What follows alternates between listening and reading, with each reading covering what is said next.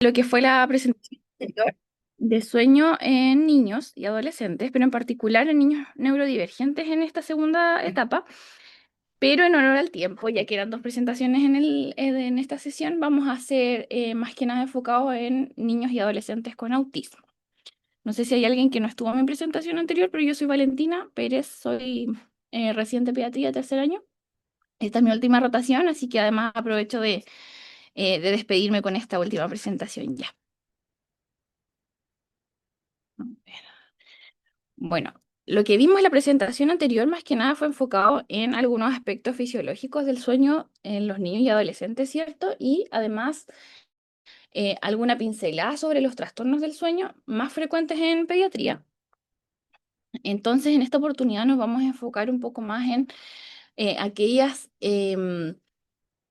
alteraciones del sueño que se están asociados al trastorno del espectro autista y que básicamente van a determinar que existen algunas eh, alteraciones durante el día también que van a afectar el comportamiento del niño.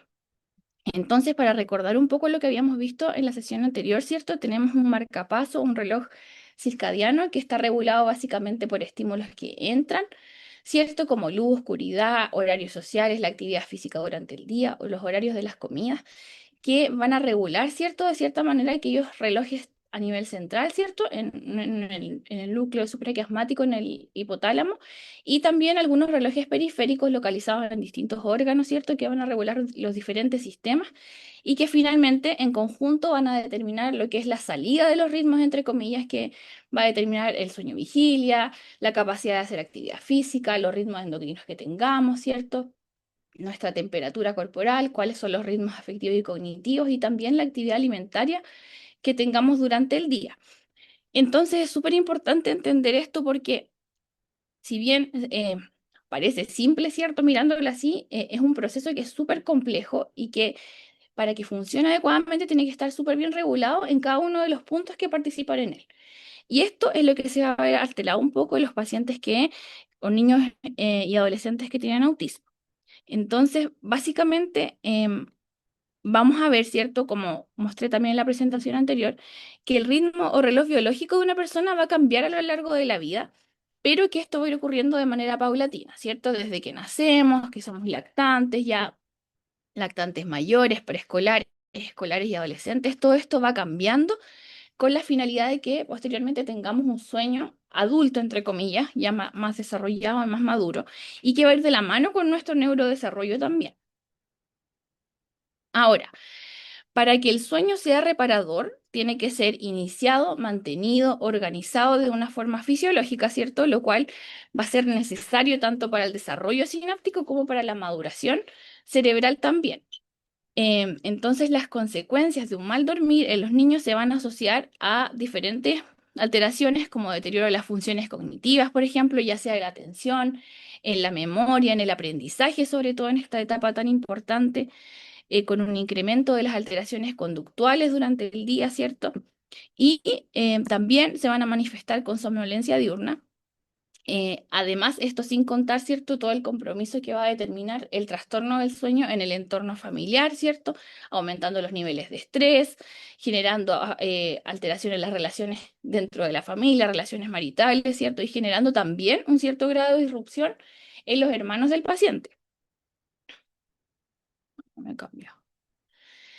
Entonces, bueno, este es un estudio bien grande que se hizo en el 2021. Se incluyó un total de 8.323 pacientes.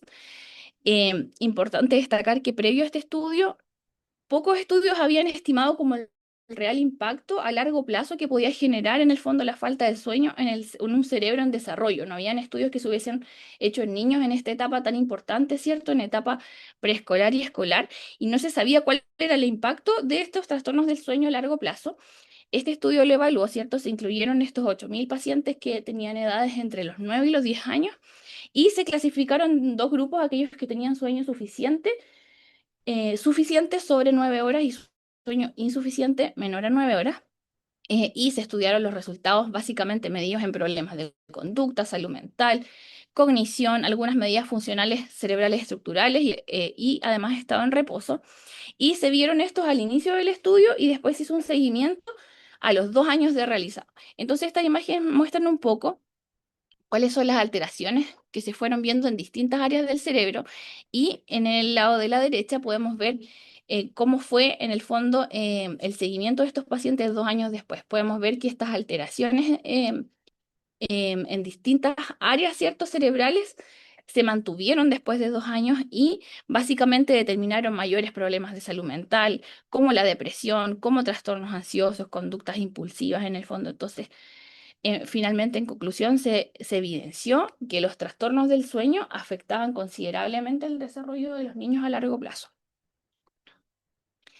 Entonces, toda esta regulación del sueño a nivel de neurotransmisores es una relación bastante compleja, ¿cierto? Tenemos algunos neurotransmisores que están encargados de favorecer el despertar en los niños, otros de favorecer el sueño del mismo, y esta estrecha relación tiene que funcionar como bien equilibradamente, ¿cierto? Para que tengamos un adecuado sueño y un adecuado despertar y mantenimiento, ¿cierto? Durante el día. Ahora, en el caso de los niños que tienen trastornos del sueño y en particular aquellos que tienen condición autista, ¿cierto?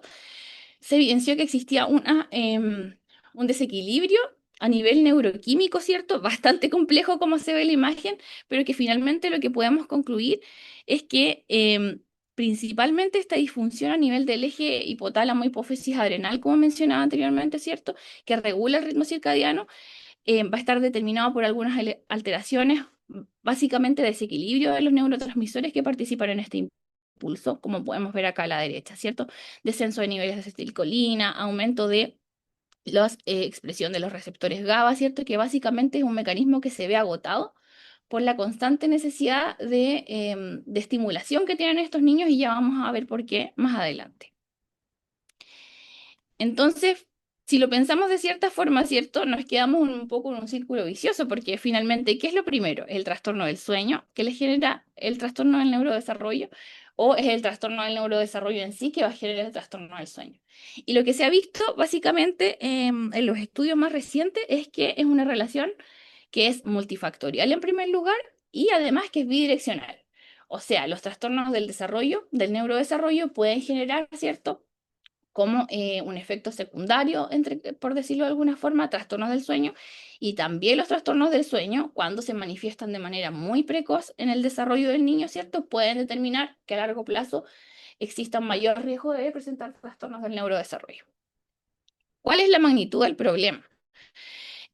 Bueno, las alteraciones del sueño son reportadas hasta en un 25% de la edad pediátrica, pero esta cifra asciende hasta el 90-95% de los niños que presentan trastornos del neurodesarrollo. Por lo tanto, es un problema no menor, ¿cierto? Es bien importante. Y en general, estos trastornos del sueño pueden ser similares a los vistos en población pediátrica general, siendo más prevalentes los insomnios de inicio, los despertares nocturnos y la disminución del tiempo total de sueño. Esta es un poco la clasificación que yo les mencionaba en la presentación anterior de los trastornos del sueño, ¿cierto? Vamos a ver que en particular en los niños que presentan trastornos de espectro autista, lo más frecuente va a ser el insomnio, ¿cierto? Principalmente el insomnio de inicio, los síndromes de fase de sueño retrasado, en el fondo está latencia del sueño básicamente, y los trastornos de movimiento relacionados con el sueño. Van a ser como las tres esferas que vamos a encontrar con mayor frecuencia en estos pacientes. Ahora, es súper importante tener en cuenta que para nosotros poder determinar que un niño, sobre todo un niño con condición de espectro autista, tiene un trastorno del sueño, tenemos que en primer lugar descartar em, algunas morbilidades, ¿cierto? Que van a determinar que los pacientes tengan un mal dormir. El reflujo gastroesofágico, que se presenta con el más frecuente, el déficit de fierro, como ya mencionaba en la presentación anterior, también relacionado a trastornos de movimiento, algunos fármacos agravantes, ¿cierto? Considerando que estos pacientes, por distintas razones, ¿cierto?, van a estar utilizando fármacos que van a determinar una alteración del sueño también. Y las crisis epilépticas nocturnas que son infradiagnosticadas en muchas oportunidades porque se asocian mucho con los movimientos del sueño. Entonces siempre es súper importante cuando queda la duda evaluar a estos pacientes con una polisomnografía que en el fondo va a evaluar todos estos parámetros que podemos ver a la derecha, que no voy a detallar porque los vimos en la presentación anterior, pero que es el gol estándar y básicamente nos va a ayudar a establecer bien el diagnóstico de los pacientes. Ahora, los pacientes con espectro autista tienen una alta tasa de alteraciones del sueño, con un rango, como mencionábamos, de un 50 a un 80%, que no está relacionado con el nivel de discapacidad cognitiva que puedan tener asociada. Sin embargo, sí se ha visto una estrecha relación con el nivel de alteración de trastorno de conducta o de comunicación asociado. O sea, dependiendo del grado de trastorno de conducta que yo tenga o el grado de alteración en la esfera de la comunicación, voy a tener una directa relación con mi trastorno del sueño y la magnitud de este. Los más frecuentes, como mencionaba, van a ser los insomnios de conciliación, que son 10 veces más frecuentes en estos pacientes y generalmente se ve que persisten desde que son muy pequeños hasta la adolescencia. Los despertares nocturnos, el tiempo total de sueño que va a estar disminuido y los trastornos de movimiento que van a generar una fragmentación del sueño, básicamente. Entonces, es súper importante tener en cuenta que incluso antes de que nosotros planteemos el diagnóstico de la condición de espectro autista, incluso antes de eso podríamos tener ya algunas alteraciones del sueño que se manifiestan como, valga la redundancia, como una manifestación precoz, ¿cierto? Antes de cualquier otro signo. Y es súper importante tenerlo en cuenta. Bueno, este es un estudio con metaanálisis que se hizo en 2022 y que en el fondo concluye que y sobre todo las conductas restringidas, gracias, y repetitivas se correlacionaban significativamente con la ansiedad relacionada con el sueño, con el retraso de inicio de sueño, mientras que los problemas de comunicación social no mostraron una relación significativa con ningún, en el fondo que las conductas restringidas, repetitivas, estaban muy relacionadas con diferentes trastornos. Básicamente acá se evidenció con una resistencia a la hora de acostarse, aumentando el tiempo de latencia, ¿cierto? La ansiedad por dormir, la necesidad de estar cerca de alguien para poder dormir, por miedo, por otra causa. Todo esto se vio en el fondo que estaba muy relacionado a pacientes que tenían mayor cantidad de conductas restrictivas y repetitivas. Bueno, ¿por qué los trastornos de sueño entonces eh, se manifiestan con mayor frecuencia, ¿cierto? Con mayor probabilidad, o existe un mayor riesgo de los niños que tienen condición del espectro autista? La verdad es que las razones son múltiples. Acá podemos ver este diagrama, ¿cierto? Que en el fondo habla un poco de eso. Básicamente, los estudios de polisomnografía se ha visto que tienen una deficiencia en la fase del sueño REM, que es característica de estos pacientes, básicamente relacionado hasta este desequilibrio de neurotransmisores que mencionábamos anteriormente. Existe una disfunción de las vías monoaminérgicas excitadoras que en el fondo van a determinar que la liberación de neurotransmisores, ¿cierto? Excitadores sea mucho más, esté mucho más presente, sobre todo a la hora de dormir de estos pacientes en relación con niños que no presentan condición del espectro autista. Las anomalías de la expresión de los genes que regulan este reloj o ritmo circadiano también pueden estar presentes, incluso se pueden asociar a algunas causas genéticas que determinen la condición del espectro autista. El retraso en la liberación de melatonina también, y por lo tanto va a ser en el fondo un punto importante a considerar a la hora de ver el tratamiento de estos pacientes. El estado de hiperexcitación conductual, ¿cierto? Que van a tener en particular estos niños, los problemas del procesamiento neuronal, ¿cierto? Que están muy relacionados también, los movimientos de extremidades por déficit nutricional, como mencionábamos anteriormente, básicamente relacionado a que estos niños en muchos de los casos van a ser súper selectivos a la hora de comer, por lo tanto van a tener ciertas carencias y déficits nutricionales que van a determinar que tengan estos trastornos por movimiento. Algunas morbilidades, ¿cierto? Ahí va. Morbilidades que pueden estar presentes, como mencionábamos, como el reflujo gastroesofágico, ¿cierto? Algunas alteraciones dentales que ellos no pueden referir básicamente, sobre todo en aquellos que tienen una condición del espectro autista que no les permite comunicar apropiadamente lo que están sintiendo, lo que les está sucediendo. La polifarmacia, como mencionábamos también, que es un factor importante.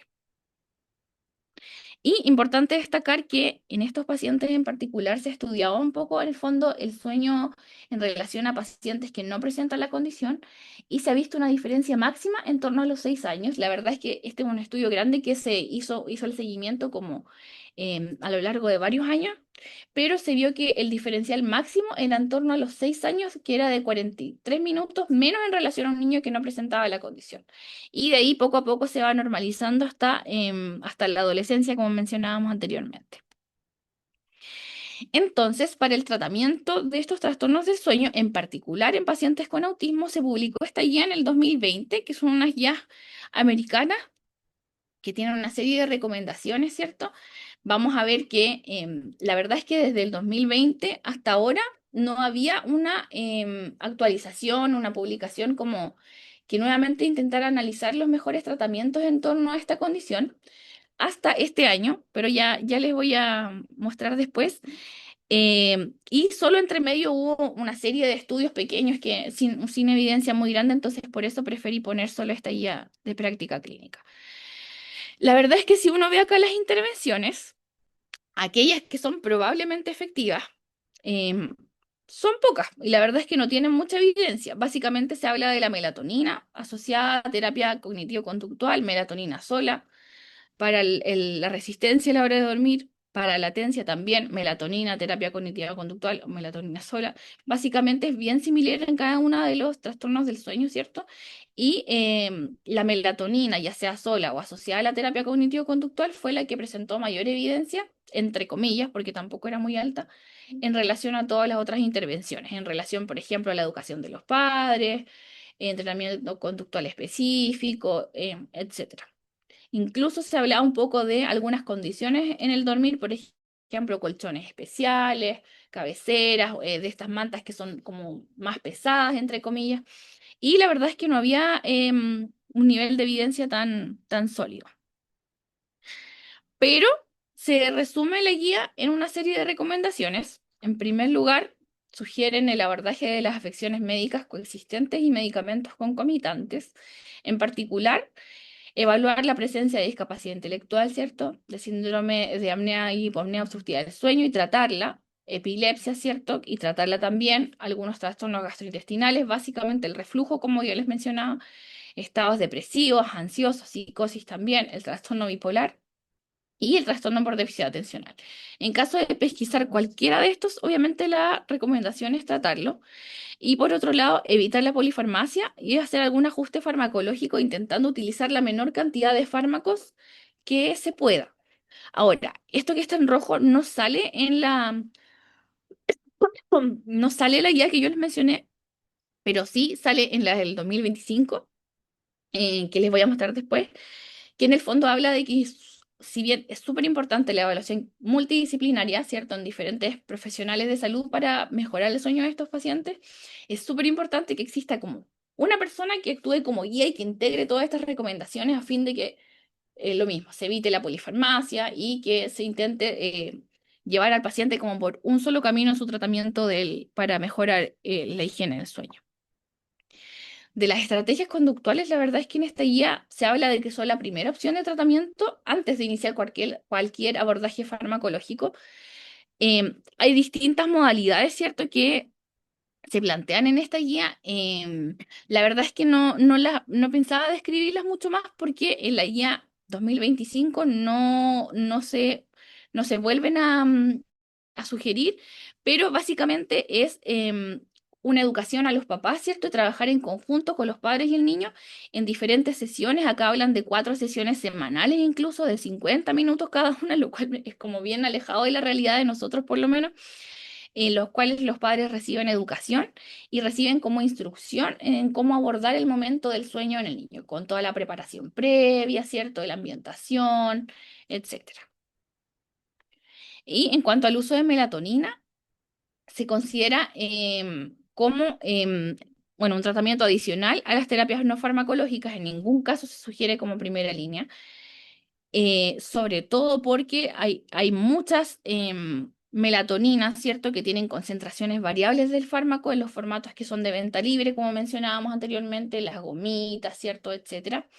Y sí se habla del efecto hipnótico, ¿cierto? De 30 a 60 minutos previos de iniciar el sueño, por lo tanto, hablan de la de la melatonina de liberación inmediata, ¿cierto? Para los trastornos de inicio del sueño y la de liberación controlada para los insomnios de mantención, siempre considerando las reacciones adversas del medicamento. Y de medicina complementaria y alternativa, la verdad es que no existe evidencia sólida que respalde ninguno de estas medidas. Básicamente acá hablan de las cobijas ponderadas, ¿cierto? Y de la tecnología especializada de colchones, esto es lo que yo les mencionaba de algunos colchones, cobijas también, cabeceras, ¿cierto? Diferentes cosas que se han sugerido, pero que la verdad es que no tienen una evidencia muy sólida. Y en particular, hay varios estudios que hablan del uso de melatonina, ¿cierto? Para el tratamiento de los trastornos de sueño en estos pacientes. Este es uno de los últimos que se realizó, fue del año pasado, el 2024, que la verdad es que me gustó bastante porque es bien ordenado en sugerir el cómo abordar la terapia, ¿cierto? En primer lugar, y lo voy a resumir, habla de partir por la educación de los pacientes, promover la higiene del sueño como primer paso, ¿cierto? Buscar algunos trastornos que pudiesen estar relacionados, como mencionábamos en la recomendación número 1, y tratarlos en caso de que existan mediante una adecuada historia clínica y examen físico.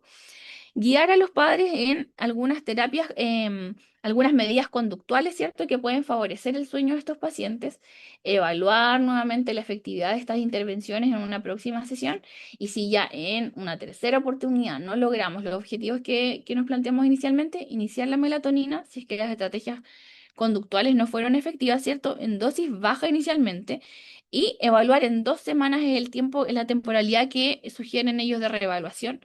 Si es que la terapia es efectiva, continuar con la misma dosis. Y si es que no fuera efectiva, ir aumentando progresivamente. Acá sugieren de 2 a 5 miligramos y posteriormente a 10 miligramos, hasta evaluar en el fondo si es que hay o no respuesta en cuanto a la mejoría del sueño. Y básicamente se considera exitoso si la latencia del sueño es menor a 30 minutos, o sea, el tiempo que demoran en quedarse dormidos es menor a media hora, si el episodio de sueño más largo que tienen sin tener un despertar, ojo, un despertar importante en el cual se levanten, tengan en el fondo problemas para volver a quedarse dormido, eso se considera como un despertar importante.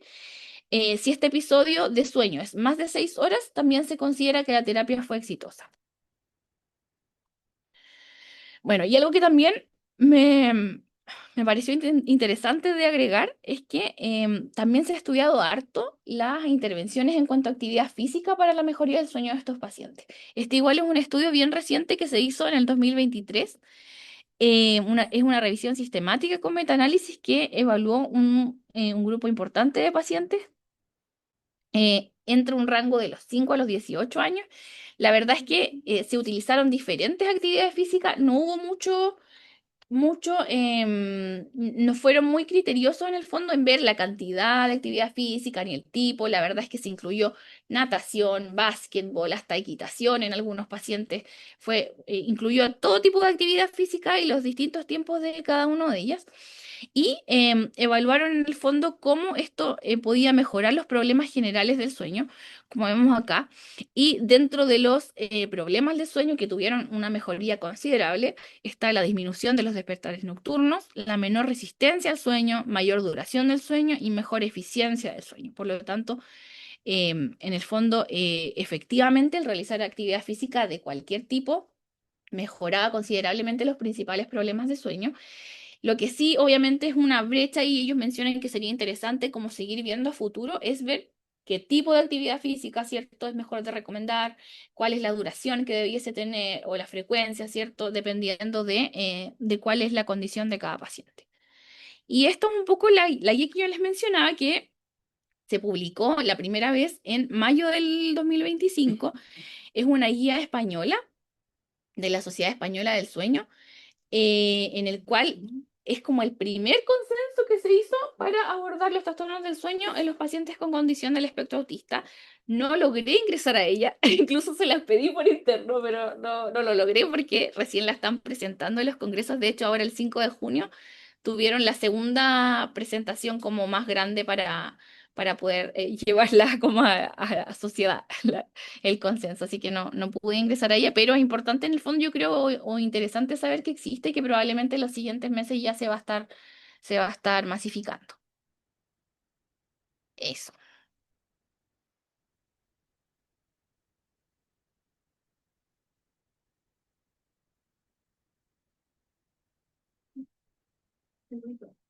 Ay, no puedo.